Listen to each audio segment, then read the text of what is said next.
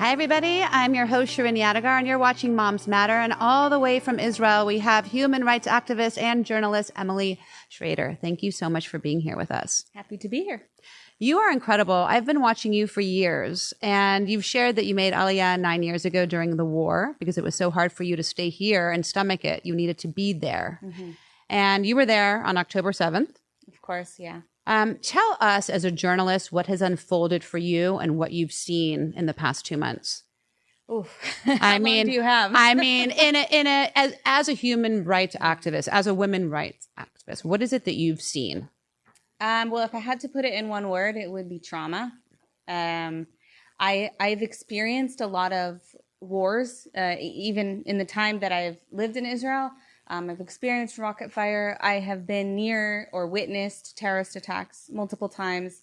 I've never seen anything like this. The level of depravity, of cruelty, of disregard for human life is really unmatched by anything that I've seen except for two entities, the Islamic Republic of Iran and ISIS. And I would put them all in the same category. Oh, and also let's throw in Nazis. I think it's fair to say that the behavior that they carried out was pretty Nazi-like. They drugged themselves, Captagon, so that they would be even more removed from any inhibitions. This is something we've seen terrorist organizations using throughout the Middle East. And then they, raided the border, the Gaza border, into Israeli communities. Not military bases. It was not a strategic objective to take land or to launch a war for Palestine. It was none of those things. It was a coordinated terrorist attack against innocent civilians, most of whom were men, women, children, elderly. Hundreds of them were taken captive. Many of them, also including men, women, and children, were sexually assaulted. Gang raped in some cases.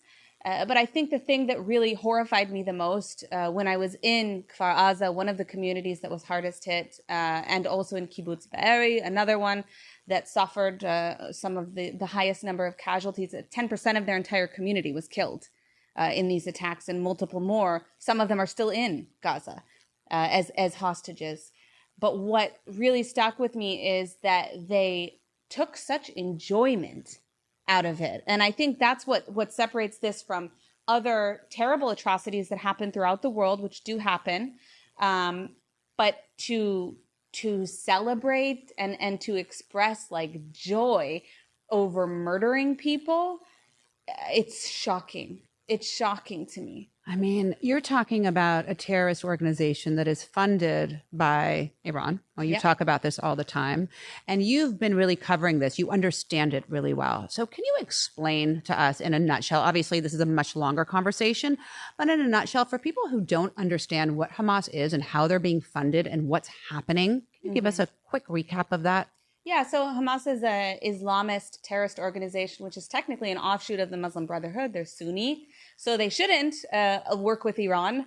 However, because many other Arab states, especially more moderate Arab states like the Emirates and Bahrain, have really shied away from this sort of extremist terrorism, they turn to other radical funding sources, and not just funding anymore. It's also physical training. We know that many of the Hamas terrorists actually received training in Iran.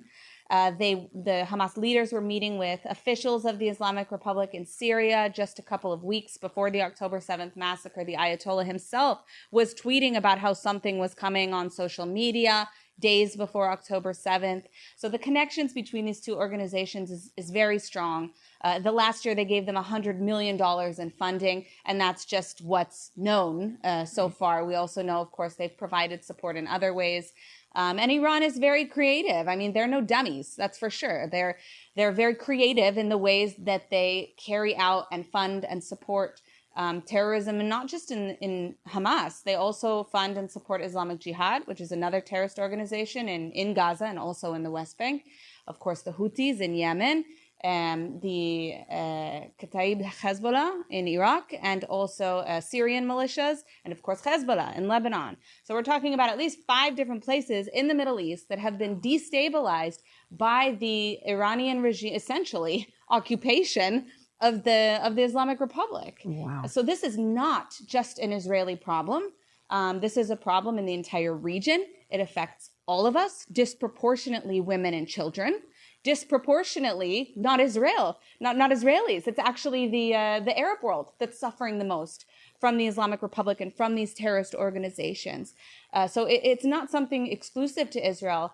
But of course, what we're seeing now is the byproduct of years of investment by the Islamic Republic in a terrorist organization that in their charter is fundamentally committed to destroying the state of Israel, to annihilating the Jewish people, that's their words, and to spreading this radical ideology throughout the Western world. Right. They're not just focused on Israel. They're focused on the entire Western world, including the United States. That's right. That's right. So And that's I mean, what I think people don't understand about this conflict. Hamas is your problem too. absolutely. I mean, Hamas is just a proxy to Iran, Yes. right? And so as we've seen what Iran has done to the women of Iran, and we see now what Hamas did to the women in Israel, not just Israelis, but anyone they can get their hands on. And as a journalist, you've spoken to these victims. Yeah. You've spoken to their families. What are they sharing with you that we're not hearing?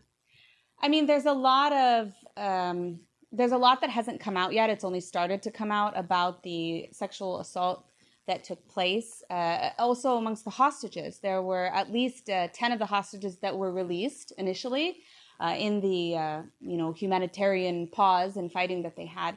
So many of these hostages confirmed, both male and female, by the way, that they were sexually assaulted while they were in captivity. So not just on October 7th. So this is a known phenomenon. And some of the stories that I was told, both from first responders who I've interviewed who were at the scene on October 7th, and also from both hostages who returned and hostages' families, there's a lot of very unpleasant and morbid descriptions of what happened that I won't get into here. Sure. To some of these girls, that's beyond comprehension in many cases. And I think one of the things that's the most difficult about situations, attacks like this, and the situations that come as a byproduct, is that many of the victims who suffered the worst forms of sexual assault and rape, including gang rape, were shot. They were killed at the scene on October 7th. And so we don't have some of those firsthand testimonies of survivors because they didn't survive. We have firsthand testimonies of eyewitnesses whom I also spoke to. And the descriptions of what they saw, I have goosebumps just thinking about it again. It's really beyond imagination. Like how you think to do the things that they did, it's mind-boggling. And I will tell you one more thing. I mentioned how the thing that sets this attack or series of attacks apart is how they relished it. They took pride and joy from what they were doing. And I was in one of the first briefings of the Israeli government where they played that 45-minute video of all the raw footage of the Hamas terrorists. And this is something really crazy if you think about it. Like, it's not Israeli reports or Israeli footage that's making these arguments. It's Hamas. Not only did they do it, they recorded it. They sent videos to everyone they know. It was on their Telegram channel. I know I'm on it. I follow it as a journalist. So I received this information in real time of what they're doing, and they're proud of it. They were proud of it. They're proud of it. And yet all of the human rights organizations around the world are not condemning it. So we know this happened. We have proof of it. We can't argue that. Why is it? You're a human rights activist. You work with these organizations. Why is it so hard for them to condemn a terrorist organization? Well, I think because there is a battle of narratives, and they want to frame this issue as the Israeli-Palestinian conflict. And it's not. No. This is not the Israeli-Palestinian conflict. This is a terrorist organization that has hijacked the Gaza Strip with the support of the Iranian regime. They do not represent the Palestinian people. They're not even the legitimate body to declare a war. They're not even the legitimate representatives of the Palestinian people. The Palestinian Authority is, technically speaking. And so they obviously had no business doing what they're doing. This is strictly terrorism by any definition. And I think that people are mistaking what happened for a conflict over land or a conflict over Israel versus Palestine historically, and that's not the situation. And the unfortunate byproduct of that is that Israelis and Palestinians are dying as a result. And the more we have an international community that doesn't understand what it actually means to be pro-Palestinian, Right. the more we're going to see this. And honestly, as an Israeli, I'm saying this, I fully support the IDF. I do support what they're doing because we must get rid of Hamas. But my heart breaks for the Palestinian people.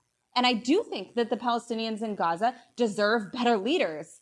And it's crazy that the international community wouldn't be supporting this. I mean, it's shocking to me, but you just said something that I'm not sure most people understand. You said that Hamas is not the authority of the Palestinian people. Can you explain what you mean by that? Because we hear that there's a democracy in the fact that they have voted for their leadership and they have voted for Hamas. So are you saying that that's inaccurate and that there haven't been elections since Israel withdrew? That's the only election there ever was. Hamas did democratically win the election. Immediately after, they murdered all of their political opponents. So it's interesting, like you win the election and then you kill your... But also Iran style. Not Iran, sorry, the Islamic Republic style. But yeah, that is true, that initially they were democratically elected, but only in Gaza. In the West Bank, they were not. And the internationally recognized representative of the Palestinians is the Palestinian Authority, and who their leader is Mahmoud Abbas from Fatah, which is the political rival of Hamas. Now, of course, Hamas exists in the West Bank as well, but they're not in power. And there has been an ongoing bitter rivalry between the two. They hate each other much more than they hate Israel. They've been playing games with the lives of the Palestinian people for decades. And I will give you a quick example. We constantly hear about the water situation and the electricity in Gaza. Right. It might surprise some of the people watching to know that the water, only 10% is actually supplied by Israel. And when it comes to electricity, only 40% is supplied by Israel. And the remainder of that is provided by it's paid for by the Palestinian Authority as the legitimate entity responsible for the Palestinian people. However, because Hamas has refused to develop further infrastructure, to rebuild the water aquifers in order to provide clean water and sanitation, the humanitarian catastrophe in Gaza has intensified, even before October 7th, has intensified to a level that's almost unsustainable. It's terrible. It's a terrible, terrible situation.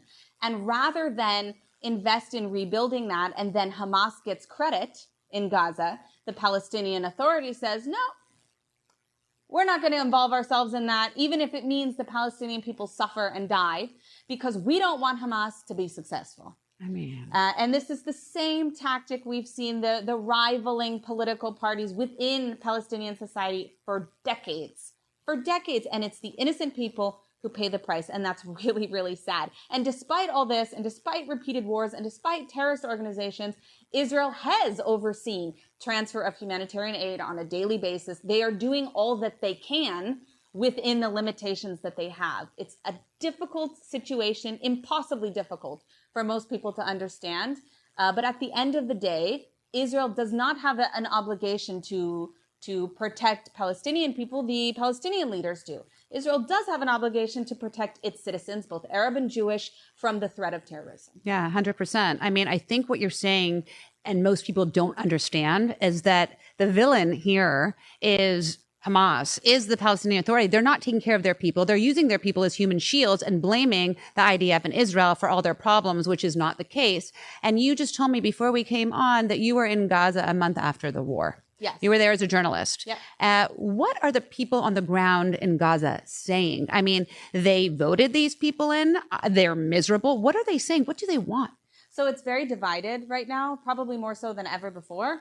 There is a significant portion of Palestinians in Gaza who support Hamas. There is. We saw it on the streets on October 7th. We saw people celebrating. We saw people passing out candy. Yeah. So this sentiment definitely exists. I think it's a slight majority in the Gaza Strip, according to recent polling. However, that's dropping pretty rapidly, as you can imagine, because Hamas has brought absolute hell on the people of Gaza. And I think that they're starting to understand that and why that's so problematic. I wish it didn't take something like this to get them to that point. But there are many, many people in Gaza who oppose Hamas, who don't want to live in this reality, who simply want to live their lives in peace and, as much prosperity as they can. And Hamas has prevented them from doing that. On the ground in Gaza, when I was there, I only spoke very briefly to people because of the security situation, but I was accompanying an IDF soldiers on a humanitarian mission. So what they were doing during those few hours that I was in Gaza was ensuring the safe passage of Palestinians from the north to the south at the time. It was a route that had actually been fired on by Hamas several days before against their own people. Because before the IDF does anything militarily, especially if it's like a business with a lot of buildings, they'll call them, they'll tell them to evacuate. They will also drop flyers saying like at X time, we will be conducting an operation, please evacuate the area. And in addition to that, they also do roof knocking, which is when they bomb like the top part of a building, which is with like a much smaller munitions as a warning. And then they have a certain amount of time to evacuate the building for anyone who remains. There is no army in the world that takes these kinds of precautions when they're carrying out any kind of airstrikes. Despite that, we unfortunately still see civilian casualties. And part of that is because Gaza is incredibly dense and you can't avoid it in some circumstances.